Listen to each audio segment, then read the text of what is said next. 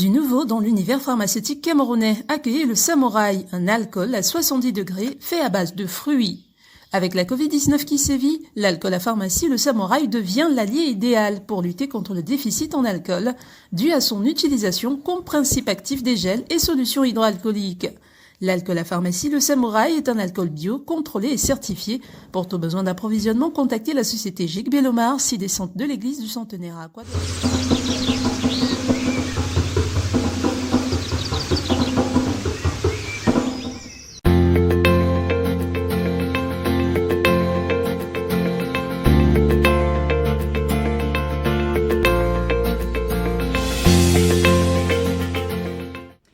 Bonjour à tous, bonjour à toutes, merci d'être une fois de plus avec nous sur Babo TV pour votre émission Conseil de vie. Nous allons démarrer cette semaine en vous souhaitant bien sûr tout le meilleur et aussi toute la paix que vous puissiez avoir et trouver en vous. Nous allons parler aujourd'hui du regard des autres. On a coutume de dire que les yeux sont une fenêtre sur l'âme, une fenêtre ouverte sur l'âme. Les yeux qui font partie donc de la partie charnelle de nous, donc la partie inférieure, voient. C'est ce qu'ils savent faire, ils ne font que ça, voir. L'esprit, quant à lui, perçoit, même s'il ne voit pas.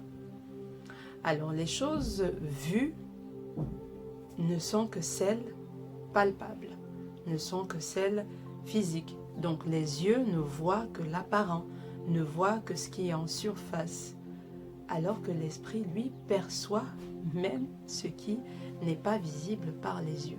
Ainsi, même si vous vivez par l'esprit, et donc si vous vous intéressez aux choses supérieures, puisqu'on a parlé de l'esprit, la partie supérieure, et le corps, la partie inférieure, et donc si vous vous intéressez à ces choses supérieures, et même à l'essence de la vie, aux choses essentielles, au but de votre existence. Donc même si vous menez une vie entièrement spirituelle, il y en aura toujours pour vous regarder avec leur chair. Quand je parle de vous regarder avec leur chair, ils ne vous verront pas forcément comme vous vivez. Vous vivez peut-être par l'esprit, vous vivez une vie spirituelle bien sûr dans un corps, mais les personnes vous regardent juste ce qu'elles voient. Certaines personnes vous regardent avec leur cœur. Certaines personnes vous regardent avec les sentiments. D'autres personnes vous regardent avec les jugements, les préjugés, les apparences. Vous vous souvenez?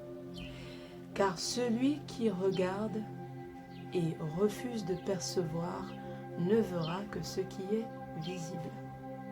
Celui qui regarde et refuse de percevoir, donc celui qui lui vit uniquement par la chair, la partie basse, et regarde uniquement avec tout ce que la chair peut porter comme émotion, comme vice, ne verra que ce qui est visible justement. Et il ne vous verra jamais au fond de vous, il ne verra que l'apparence, que ce qui est apparent. Ainsi donc, on enviera par exemple le voisin qu'on voit au volant d'une grosse voiture en journée, il change des véhicules, alors la copine qui a de belles voitures, de belles chaussures, qui porte, je ne sais pas, des cheveux de la dernière mode, naturelle, ainsi de suite. On ne verra que cette partie apparente, alors que peut-être dans le secret de la chambre, une fois la nuit arrivée, cette même personne se retrouve obligée de rendre des comptes à une entité dont on ne sait d'où elle vient. C'est toujours les apparences. On critique, on juge, on qualifie, on calomnie, on refait, on défait des vies. Ce que nos yeux voient et qui semble réel cache toujours une réalité qui parfois est même à l'opposé de l'apparent. Parfois on voit quelque chose quand on regarde l'autre, on ne voit que ce que la personne renvoie de l'extérieur. On ne peut jamais savoir quelle est la réalité à l'intérieur si on ne va pas au-delà des apparences. Et donc pourquoi se soucie-t-on réellement et tellement du regard des autres? Pourquoi on a même peur des fois du regard des autres? Il y en a avant de poser un acte, ils se rassurent d'abord que ça plaira aux autres. Il y en a qui ne peuvent même pas penser faire quelque chose pour eux-mêmes. Tout ce qu'ils font, c'est avec l'idée derrière, c'est pour que les autres me voient ou alors c'est pour être apprécié par les autres. Il y a des personnes qui existent seulement par le regard des autres.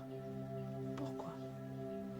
Les plus sceptiques des questions spirituelles diront par exemple ici que c'est cela qu'on appelle les relations humaines. Ta liberté s'arrête comme celle des autres. Il faut tenir compte du regard des autres. Voilà, on est dans une société, donc on ne peut pas vivre comme si on vit seul, on ne peut pas vivre en marge de la société.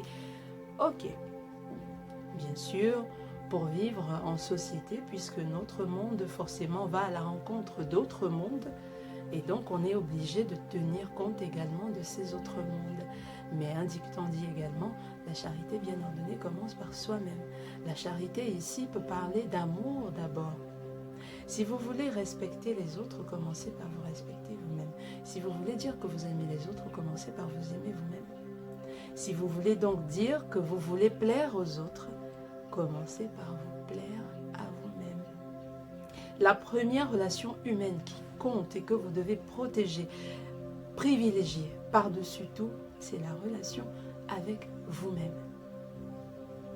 Le regard des autres n'impacte que la partie charnelle.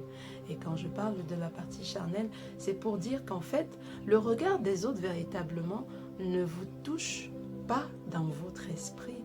Le regard des autres vous impacte dans vos émotions. On dira oui, elle m'a dit des choses blessantes. Mais qu'est-ce qui est blessé? Ce n'est pas l'esprit. Parce que l'esprit, lui, il est certitude. Et lorsqu'on a une certitude, on ne vacille pas. C'est la chair qui se sent gênée. C'est la chair qui ressent la gêne. C'est la chair qui ressent les émotions, les sentiments. Réside dans la partie charnelle.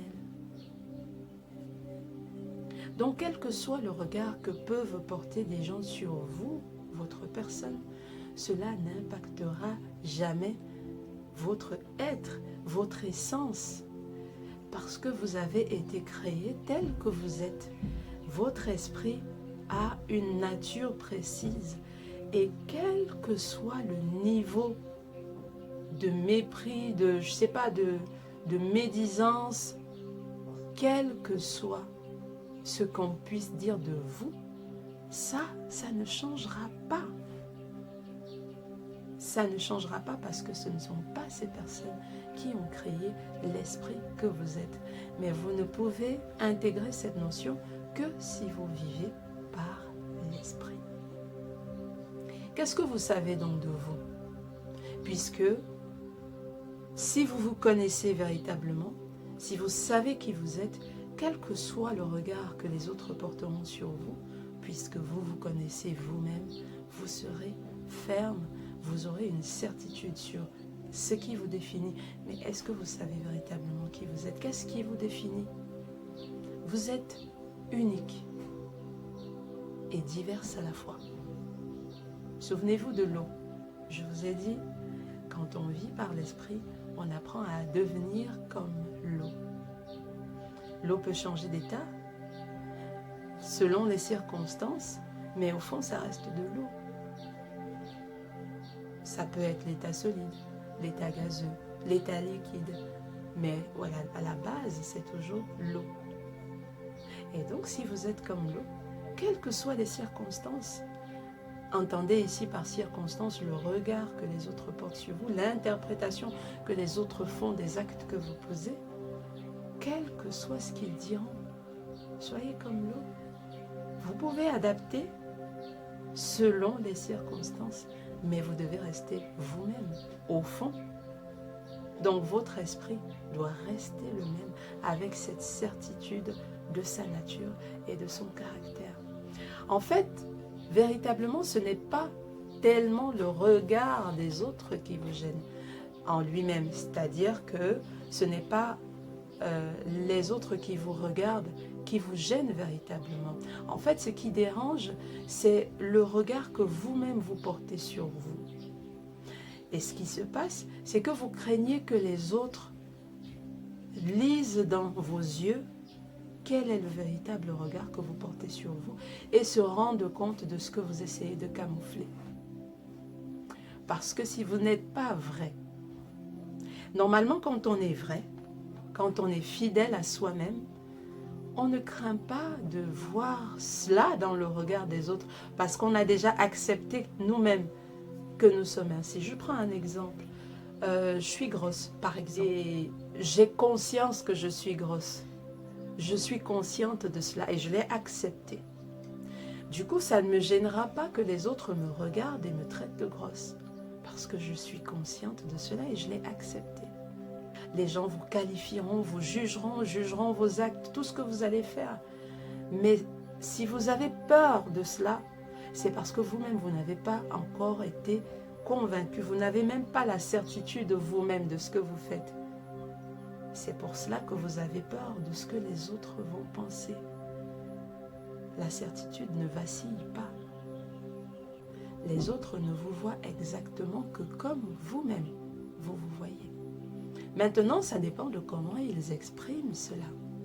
C'est à ce niveau que tout se joue. Si vous vous voyez parfaite, les autres vous verront parfaite. Sauf qu'il y en a qui exprimeront ce qu'ils voient d'une autre façon. Certains vous aimeront et d'autres vous détesteront. Pour l'un comme pour l'autre, vous n'avez rien fait de particulier, vous êtes vous-même. Mais il y en a qui n'acceptent pas. Ici rentrent alors en jeu des concepts comme la jalousie, la envie, la convoitise, ainsi de suite. La convoitise exagérée, bien sûr, pas la convoitise qui amène à l'acquisition. Parfois par des paroles blessantes donc. Ces personnes vont essayer d'éteindre ou alors de briser le regard que vous-même vous avez sur vous.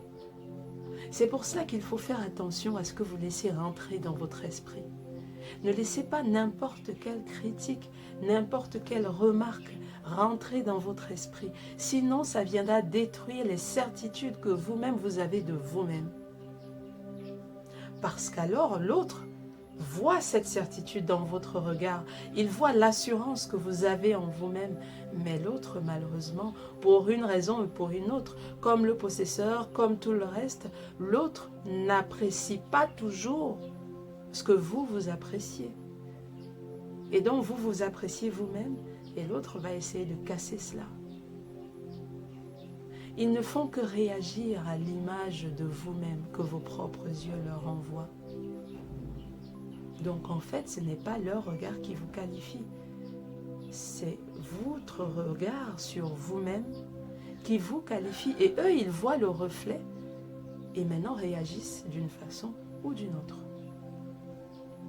Alors, si on décidait aujourd'hui de faire connaissance avec nous-mêmes, d'entretenir une relation harmonieuse, de chérir cette relation, de la montrer aux yeux, justement, du monde, une relation avec nous-mêmes, montrer que nous nous aimons nous-mêmes. Si nous nous aimons nous-mêmes, les autres ne nous aimeraient pas plus forcément. Ça ne veut pas dire que si tu t'aimes, tout le monde va t'aimer, non. Mais au moins, tu vivras en harmonie avec toi-même. Et ça t'amènera à un concept que nous verrons demain, la paix. La paix intérieure, la paix avec soi-même.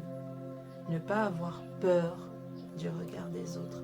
Quel que soit ce que les autres peuvent penser, on laisse rentrer ce qui est constructif et on barre la route à ce qui veut détruire notre certitude sur nous-mêmes. Souvenez-vous toujours de cela. Nous sommes à la fois le problème et la solution. Et je vais terminer en disant, tu ne peux pas empêcher quelqu'un de t'en vouloir. Tu ne peux empêcher à personne de t'en vouloir. Il y en aura toujours pour t'en vouloir, pour une raison ou pour une autre. Même le fait d'être joyeux n'arrange pas tout le monde.